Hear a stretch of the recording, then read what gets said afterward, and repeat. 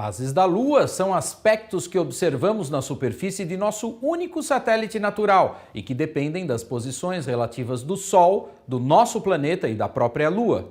Os mais práticos dizem que quando a Lua desenha uma letra C, está no crescente. No minguante, é a letra D, de decrescente. Mas não é tão simples assim, por isso vamos ver como ocorrem as fases da Lua.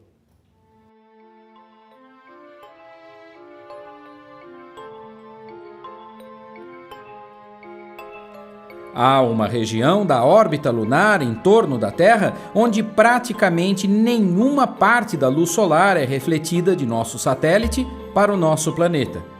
A Lua está direcionada para os lados do Sol e por isso mesmo permanece tecnicamente invisível.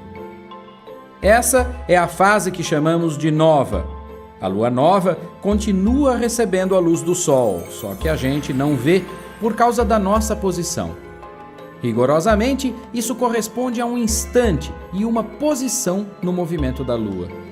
O que aparece no crescente é a porção visível da parte iluminada da Lua.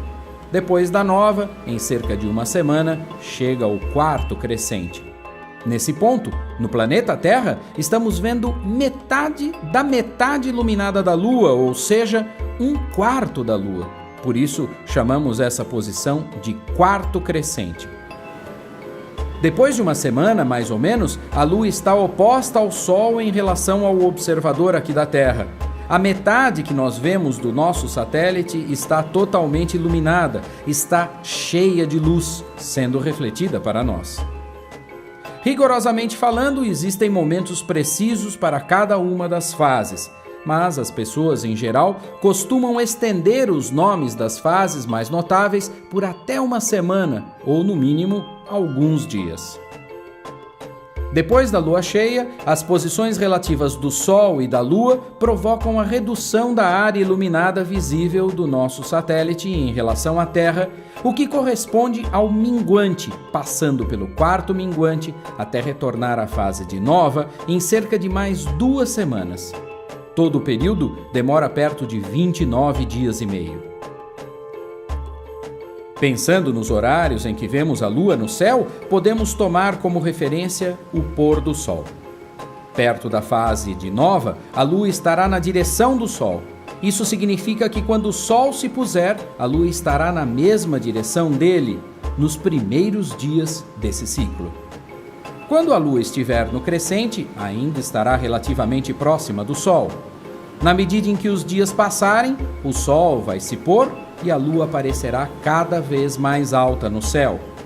Isso ocorre devido ao seu movimento próprio na direção oposta ao movimento aparente de todo o céu. Na lua cheia, ela nasce quase no pôr do Sol e passa praticamente toda a noite brilhando. Na sequência desse movimento, a Lua segue nascendo cada vez mais tarde, até que chega a passar o dia todo no céu.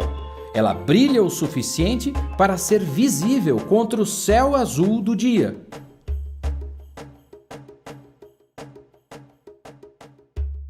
Esses movimentos relativos do Sol, da Terra e da Lua criam as situações de quase completo alinhamento que provocam os eclipses. Mas isto é assunto para outra letra do ABC da astronomia. Nos vemos!